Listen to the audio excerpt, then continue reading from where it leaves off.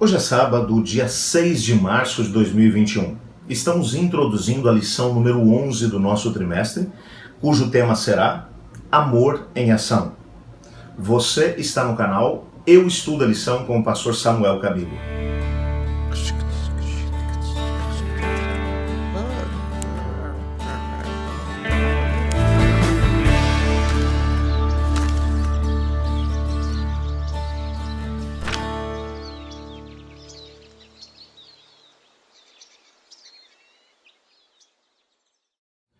O nosso estudo dessa semana estará baseado em Isaías capítulo 55 e ao mesmo tempo 58.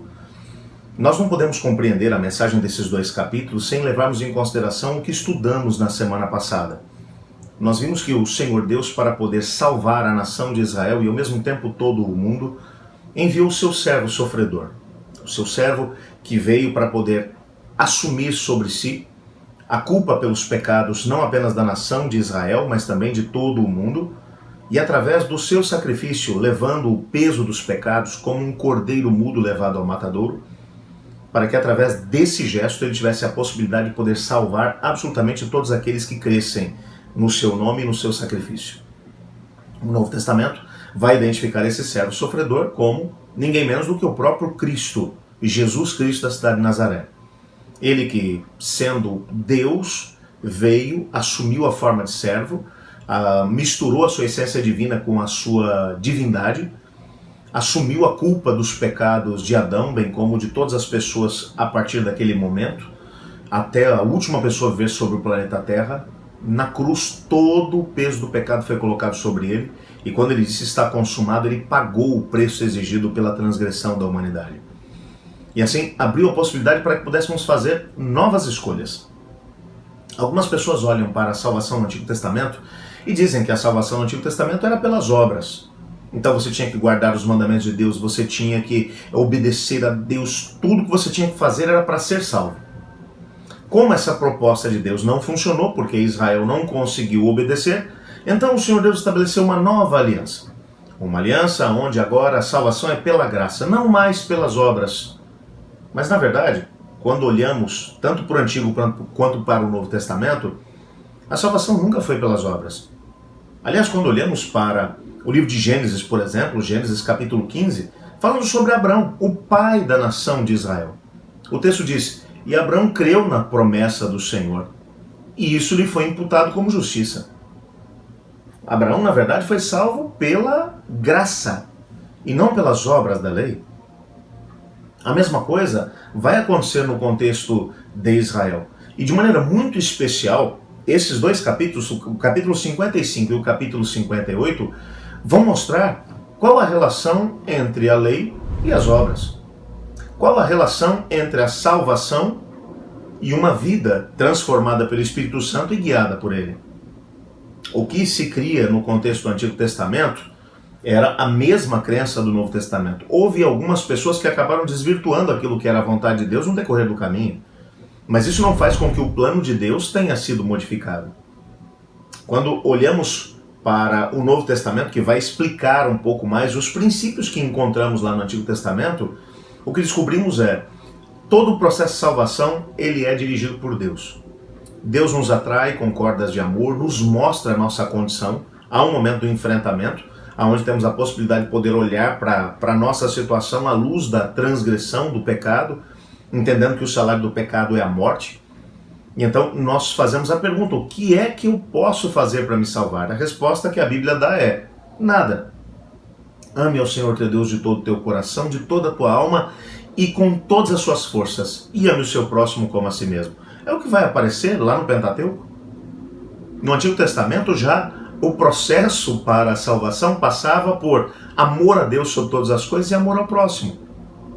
Como é que esses dois conceitos, amor a Deus e amor ao próximo, vão nos ajudar a entender o contexto da salvação? A salvação ela vai acontecer, na verdade, em 3 tempos na história humana. É o que descobrimos no contexto da Bíblia. Paulo, principalmente, vai trabalhar muito bem isso e com embasamento nos textos do Antigo Testamento, aliás. Paulo cita abundantemente textos que falam sobre a salvação pela graça mediante a fé no Antigo Testamento. E o que ele vai dizer é que há um momento do encontro com Cristo Jesus. Você descobre que é pecador, descobre também que ele pagou o preço pelos nossos pecados, então você vai a ele como está. Ele te aceita. Ele sabe quem nós somos melhor que nós mesmos. E mesmo que estejamos em transgressão e em rebelião contra ele, quando vamos até o Senhor Deus, ou quando tomamos a decisão de poder ir até ele, ele nos aceita. Foi o que Jesus mesmo disse: vinde a mim todos que estáis cansados e sobrecarregados, e eu vos aliviarei. E você vai a Cristo como está. E então começa aí um segundo estágio da salvação. Que é o quê? É o momento em que o Senhor Deus começa, através do Espírito Santo, a trabalhar na nossa vida. Tudo dentro da nossa experiência funciona com um livre-arbítrio. Liberdade de escolha. Quando escolhemos entregar nossa vida a Cristo Jesus, então ele toma a nossa vida, leva até o Pai, diz: Pai, agora o Samuel, que estava condenado à morte eterna, o Samuel me aceitou como seu substituto. Então eu estou trazendo ele aqui agora para poder dizer que ele já não está mais no caminho da rebelião. Ele veio para o nosso lado.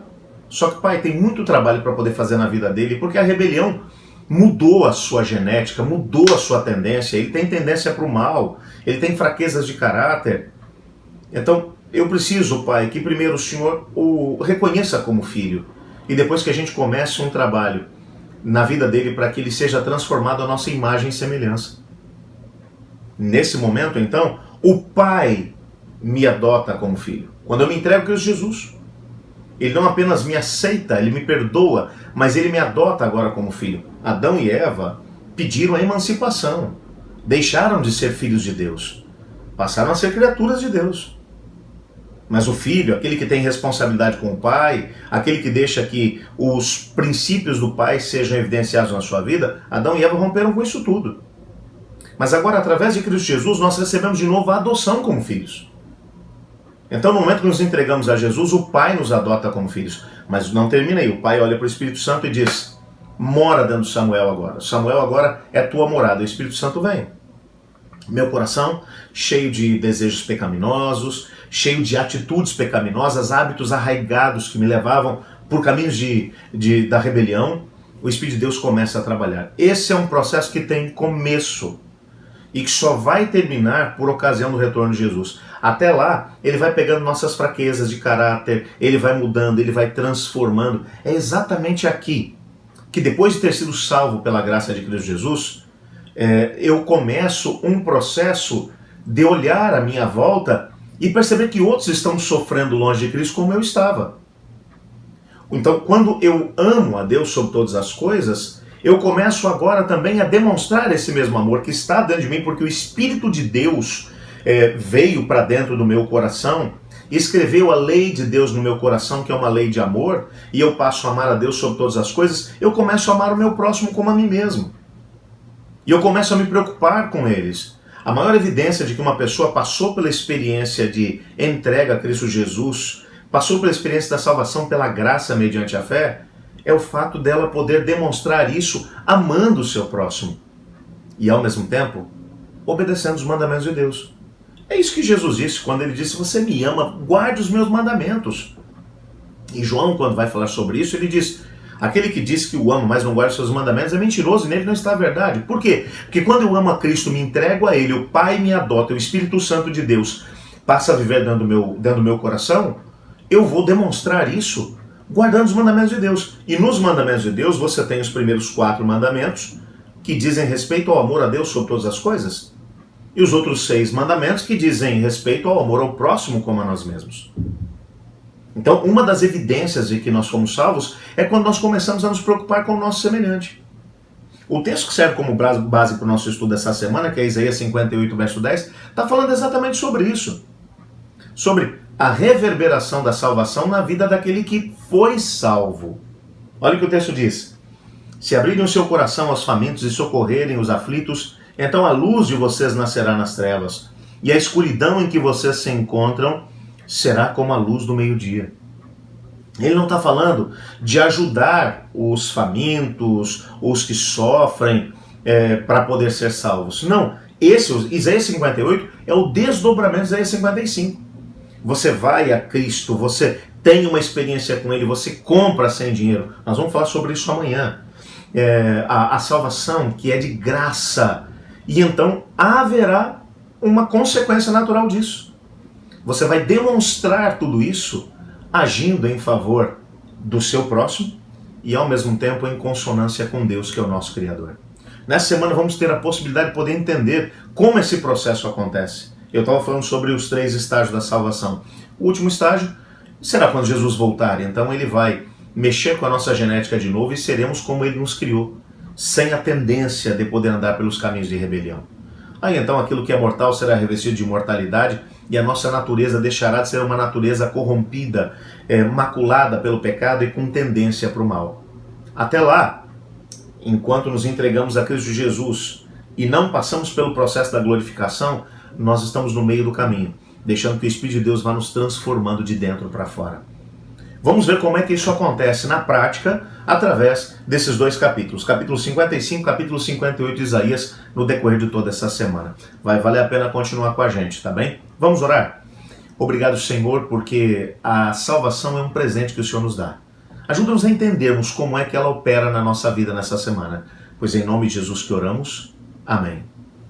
Eu estudo a lição. E você?